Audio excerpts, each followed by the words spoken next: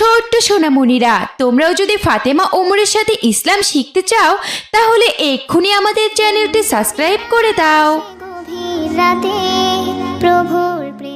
রোজার ঈদের দীর্ঘ ছুটির পর প্রথম সকাল। স্কুলের গেটের সামনে জান্নাতুল রাইসা দাঁড়িয়ে মাহাদির জন্য অপেক্ষা করছে। তাদের চোখে মুখে একটু ঘুমের রেশ থাকলেও অনেকদিন পর বন্ধুদের দেখার আনন্দ সেই চোখে স্পষ্ট।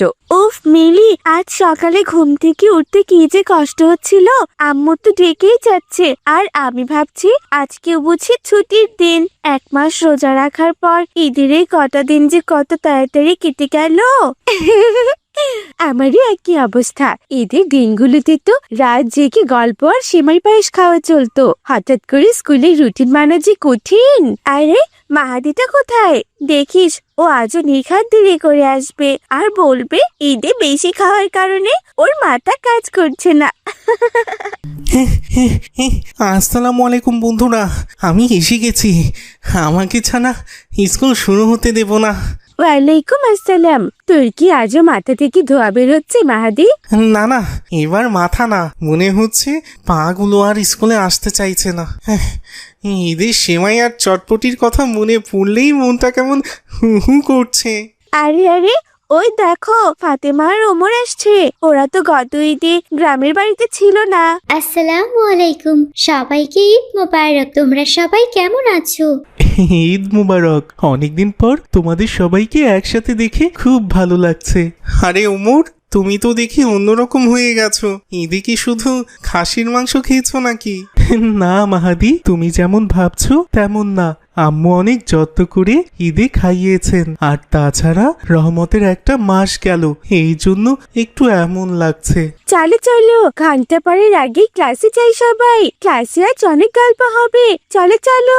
বন্ধুরা সবাই আড্ডা আর এমন খুনসুটি করতে করতে তারা ক্লাসরুমের দিকে পা বাড়ালো। এখনো রোজার ঈদের রেশ থাকলেও অনেকদিন পর একে অপরকে দেখার আনন্দ যেন সব ক্লান্তি দূর করে দিল। জানো জান্নাতুল, এবার রোজার ঈদে আমরা নানু বাড়ি গিয়েছিলাম। সেখানে এত বড় একটা নদী আছে, আমরা সবাই মিলে সেখানে নৌকা চালিয়েছি। দারুণ তো ফাতেমা।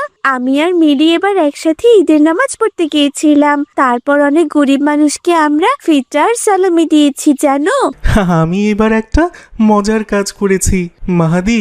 জানো, আমার জমানো টাকা দিয়ে পাড়ার ছোট বাচ্চাদের জন্য আইসক্রিম কিনে দিয়েছি। ওদের হাসি দেখে মনটা ভরে গেছে আমার। সবাই অনেক ভালো কাজ করেছে দেখছি, আর আমি শুধু খেয়েছি আর ঘুমিয়েছি।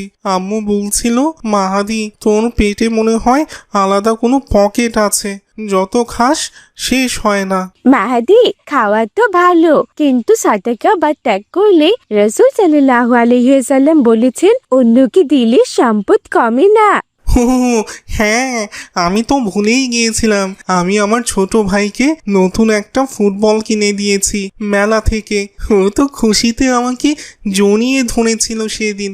মিলি, আমিও আমার পুরনো কিন্তু ভালো জামাগুলো আমাদের কাজের বুয়ার মেয়েকে দিয়েছি। ওর খুশি দেখে আমার ঈদের আনন্দ আরো দ্বিগুণ হয়ে গিয়েছিল।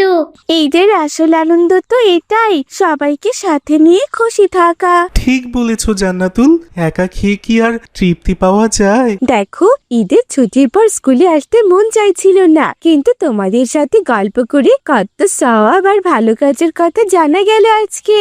হ্যাঁ, এখন মনে হচ্ছে স্কুল আসাটাই ভালো হয়েছে। বাড়িতে থাকলে তো আর এসব জানা হতো না। এই এই, এখন চুপ করো সবাই, স্যার আসছেন মনে হয়। ক্লাসরুমের কোলাহল মুহূর্তে থেমে গেল যখন শিক্ষক হাসি মুখে রুমে প্রবেশ করলেন। সবার মনে ঈদ উল ফিতরের আনন্দ থাকলেও পড়াশোনার প্রতি নতুন এক ধরনের আগ্রহ তৈরি হলো এখন। সবাইকে ঈদ মোবারক। 1 মাস সিয়াম সাধনার পর আশা করি সবার রোজার ঈদ খুব ভালো কেটেছে। ঈদ মোবারক। বড় কোনো ছুটির পর প্রথম দিন সাধারণত আমরা একটু অলস বোধ করি, কিন্তু মনে রেখো, জ্ঞান অর্জন করাও এক ধরনের ইবাদত। স্যার, ঈদে এত আনন্দ করার পর পড়াশোনায় মন বসানো একটু কঠিন কাজ নয় কি? খুব ভালো প্রশ্ন মাহাদি। ইসলাম আমাদের বিনোদন আর আনন্দ করতে মানা করেনি, তবে সময়ের সঠিক ব্যবহারই হচ্ছে আসল কথা। স্যার, আমরা কি ক্লাসে ঈদের দিনগুলোর ভালো কাজের গল্প করতে পারি না? অবশ্যই, আমি তো এটাই চাচ্ছিলাম। আচ্ছা, তোমরা কে কে ঈদে একে অপরের সাহায্যে এগিয়ে এসেছো বলো তো, আমি শুনছি। স্যার, আমি ঈদে ছোটদের আইসক্রিম খাইয়েছি আর আব্বুকে ঈদের দিনের কাজে সাহায্য করেছি। মাশাআল্লাহ, মা বাবার সেবায় জান্নাত রয়েছে ওমর। তুমি খুব ভালো কাজ করেছো। স্যার, মাহাদিও কিন্তু ওর ভাইকে একটা ফুটবল উপহার দিয়েছে। চমৎকার। ছোটদের স্নেহ করা এবং বড়দের সম্মান করা, এটাও আমাদের দিনের শিক্ষা। স্যার, আমরা কি এখন থেকে নিয়মিত ক্লাস শুরু করব?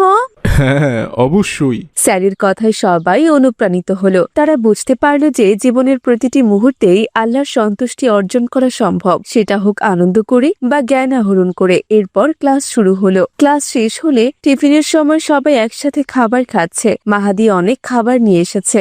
মন্থনা, দেখো আজ আম্মুর ঈদের সেই বিখ্যাত জর্দা পোলাও আর কাবাব নিয়ে এসেছি। কে কে খাবে? আমিও পিঠা এনেছি। মাহাদি, তুমি আমার পিঠাটা একটু চেখে দেখো তো।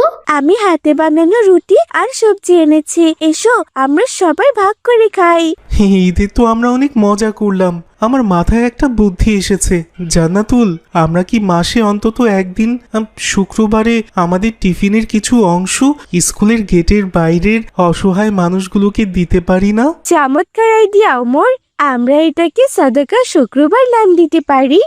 আমি রাজি, তবে আমার কাবাব কিন্তু আমি সব দিয়ে দেব না, অল্প পরিমাণ দেব। হ্যাঁ, তোর যেমন চায় মাহাদি, তুই দিস। আল্লাহ মনের নিয়তটাই দেখেন। মিলি, আমি আমার আম্মুকে বলবো যেন ওই দিন একটু বেশি করে খাবার তৈরি করে দেন। হ্যাঁ বোন ফাতেমা, এতে করে আমাদের বন্ধুত্বের বরকত আরো বাড়বে আর আল্লাহ আমাদের উপর সন্তুষ্ট হবেন। আসলেই তো জান্নাতুল যেমন সেদিন বলেছিল, মায়ের কাজে সাহায্য করলে নেকি পাওয়া যায়, তেমনি মানুষের সেবাতেও নেকি পাওয়া যায়। ঠিক আছে, তাহলে সামনের শুক্রবার থেকেই আমাদের এই মিশন শুরু। ইনশাআল্লাহ। আজ খাবারের ভাগাভাগি আর মহানুভবতায় এই পরিকল্পনা তাদের মধ্যে এক নতুন শক্তির সঞ্চার করলো। তাদের বন্ধুত্ব এখন কেবল খেলাধুলায় সীমাবদ্ধ থাকলো না, তা কল্যাণের পথেও এগিয়ে গেল। হঠাৎ বিকেলের আকাশ মেঘলা হয়ে উঠল। জানালার বাইরে ঝিরঝির করে বৃষ্টি শুরু হলো। দেখো বন্ধুরা, দেখো, আবারও সেই টুপটাপ করে বৃষ্টি শুরু হয়েছে। আলহামদুলিল্লাহ, এই বৃষ্টি যেন সব ক্লান্তি ধুয়ে দিচ্ছে। স্যার বলেছিলেন না, বৃষ্টি আল্লাহর রহমত, বিশেষ রহমত। জান্নাতুল, এসো আমরা দোয়া পড়ি। আল্লাহুম্মা সাইবান নাফিয়া। আহ, বৃষ্টির ঘ্রাণটা কত সুন্দর। আমার খুব ইচ্ছে করছে বৃষ্টিতে একটু ভিজতে, কিন্তু তাহলে তো জ্বর আসবে। না না ফাতেমা, আমাদের এখন সচেতন থাকতে হবে। সামনে পরীক্ষা আসছে আমাদের। শোনো সবাই, বৃষ্টির সময় দোয়া কবুল হয়। আমরা সবাই দোয়া করি যেন আল্লাহ আমাদের ভালো মানুষ হিসেবে কবুল করেন। আমিন। আর আমাদের এই নতুন 5 বন্ধুর বন্ধুত্ব যেন জান্নাত পর্যন্ত থাকে। ওরে বাবা, মিলি তো অনেক আবেগপ্রবণ হয়ে গেল। আচ্ছা, বৃষ্টিতে কিন্তু খিচুড়ির কথা বলিস না কেউ। তোর খালি খাওয়ার চিন্তা মাহাদি, কিন্তু তোর খিচুড়ি খাওয়ার দাওয়াতে কিন্তু এখনো পাওনা আছে আমাদের সবার। হ্যাঁ হ্যাঁ, মনে আছে। এবার ফাতেমা আর ওমর, তোমরাও আমাদের বাড়িতে আসবে। মাশাআল্লাহ, অনেক বড় আয়োজন হবে সেই দিন।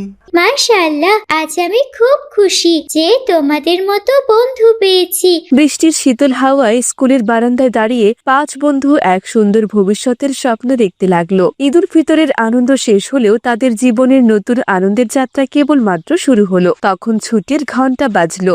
জান্নাতুল, তুমি সাবধানে যেও, রাস্তা কিন্তু পিচ্ছিল থাকতে পারে।